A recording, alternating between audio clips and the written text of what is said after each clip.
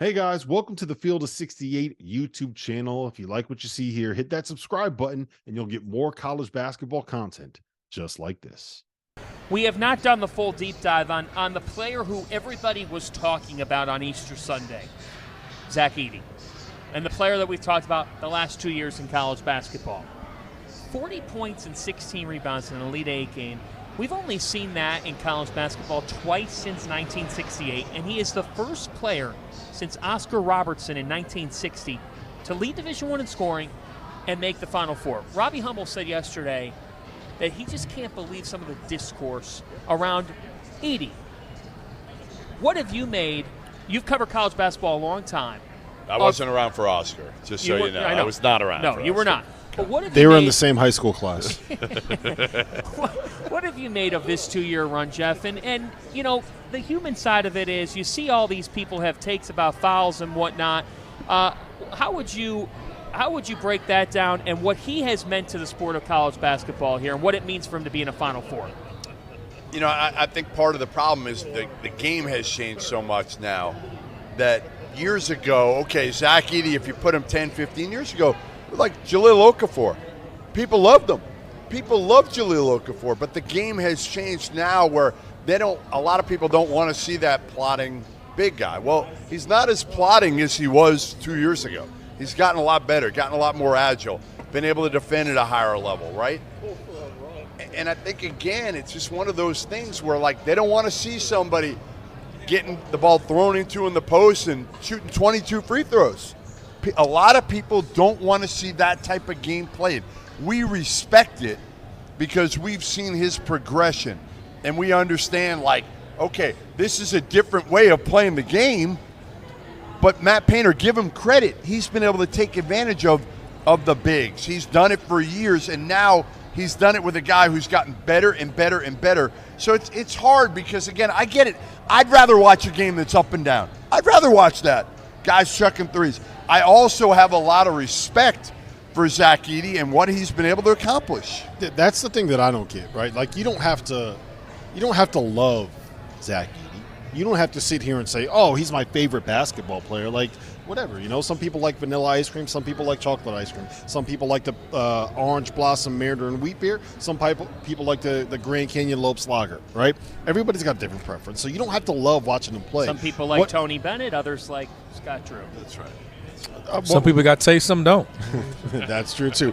What I don't understand is, like, the amount of disrespect that he gets. Yeah. You know what I mean? Like, the level of that disrespect. The idea that this whole "he's just big" narrative. Do you know how many people that are 7 foot that suck at basketball that there are?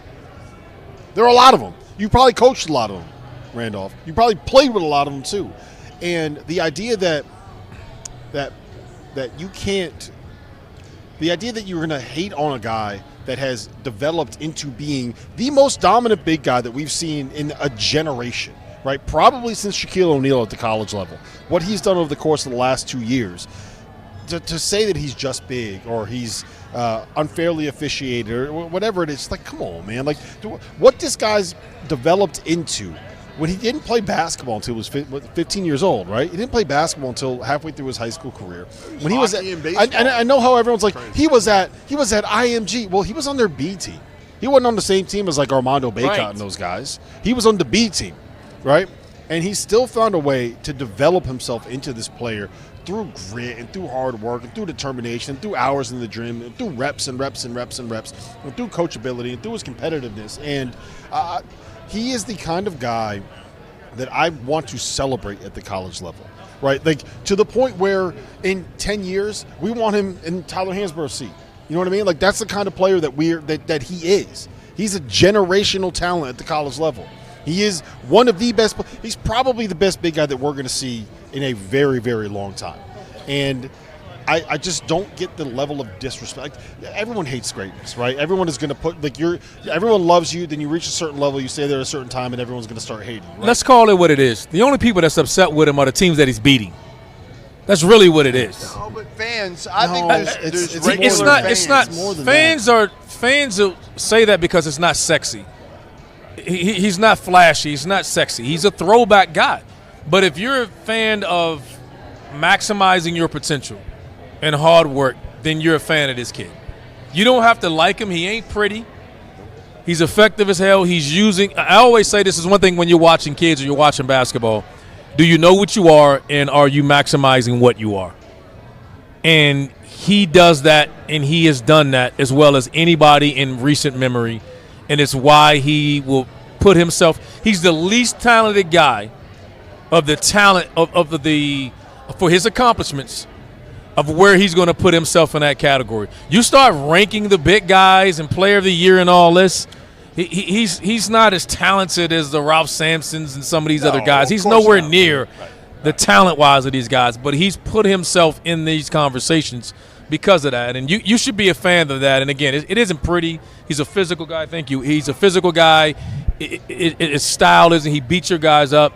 I know we're in a time of gambling and everything else that goes on, but the guy's is just a dominant guy, and we should appreciate him. Do you think he can be a pro? Yes. Yeah, I mean, he'll be a good backup. He'll be a good backup, I think, in the NBA for 10 years. No. You don't? You don't think he'll be a good backup in the NBA for 10 years? Wow, you're totally out. Really? Why? The way the game is gone, you don't think he can be a backup in the NBA? I think for the right team. I don't know if his effectiveness on the defensive end of the floor will be the same in the NBA as it is in college. So you think Donovan Clingan, who can't really score as well as Edey, but is better defensively, moves better, do you think he would be – if you're an NBA GM, who are you betting on? I'm not drafting either offensively. My biggest – I say this. Let me say this. Have you looked at the draft? Have you looked at the draft? No. My biggest concern – with Edey is, let me rephrase that. Could he be an effective NBA backup big man? He could. Let me say that. He would be. I think it'll have to change because he's not going to be the ball. They're not pounding the ball into him. No, agree. His style is what I'm saying. And you got to realize, can he make the adjustment? Because he's not a shot blocker. He's a positional guy. But he's going on a level where there's elite athletes. Guys will be able to challenge him at the rim. Does he have the lateral quickness to play in that? He has the know-how. He has an elite feel for things defensively. He does, but there's a difference in the level of guard play that he's going to be playing against and skill set of those guards coming downhill, let alone the bigs. You seem to push back on this. What's your Randolph's point is 100% correct. Like, at the college level right now, he can protect the rim just by being the size. Just standing there. He doesn't even block way. Shots there, but yes. But it's not going to work like that in the NBA because the NBA guards, pretty much every single one of them can jump over him and dunk it, right? That and just finish. They're craftier at finishing. Yes. So I understand what you're saying there. But I mean, look, I push back against the idea that this guy can't find a job on an NBA bench for the next decade. Like, to me, look at what Boban's doing, right? Look at who? Boban Marinovic, whatever his name is. I think that if you look at his I thought he was an actor. He is. Zach Edey can act too. But the guy that played in John Wick? Yes. He got like cheesy commercials, man. He's like, He and Tobias. Yeah. Killing it. That's what I'm saying. He's doing his thing. Yeah. I know him from that. I don't know him from basketball. Well, all I'm saying is that this idea that Zach Edey can't find a job in the NBA for a decade, I think he absolutely can. A decade? Yes. So maybe not a decade. But find a job in the NBA for a long It's hard. an extended career, not 1 or 2 years. See, that's all I'm not pushing back on that he'll get the opportunity. I'm pushing back on the assumption that he's going to have a decade of career. Like, that's like, look at the NBA and what team plays with a guy like that. He's probably, 23 years old now? So what guy? All right, I'll give you that. What team? Give me a guy that looks like that, and give me a team that plays like that. You said he's an actor. He is an actor. I'm not saying that you're going to build the entire team around Zach. I'm not saying he's the focal point of a franchise.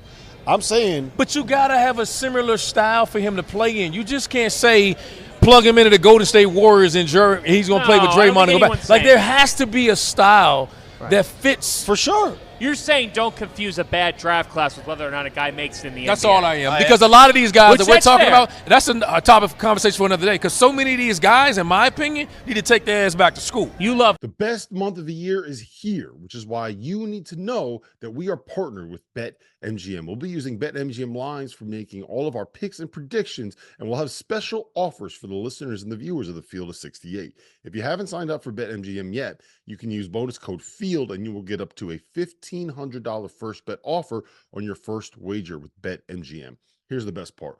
All you need to do is deposit and bet $10 of your hard-earned money to get it. This is what you have to do to make it work. Download the BetMGM app and sign up using that bonus code FIELD. Deposit at least $10 and place your first wager on any game. You'll get up to $1,500 in bonus bets if your bet loses. Just make sure you use that bonus code FIELD when you sign up. Most importantly, we have some fun stuff coming up for the rest of the NCAA tournament. Bet insurance tokens, college hoops odds boost, and the thing that I love the most, a nice little parlay boost, as well as a ridiculous array of prop bets for anything that you could possibly imagine betting on. From odds on getting to the Final Four to national championship futures, I'm calling it right now. BetMGM is the king of the prop bet. So go download the BetMGM app. Use that code FIELD and sign up today. And while I've got you, a quick request. The best way to support the Field of 68 content you get for free is to engage with us. Rate and review the pod in any podcast app. Like and share the YouTube videos that you enjoy. Tell your friends about us. It all helps in a world where the algorithm is king. And now, back to the show.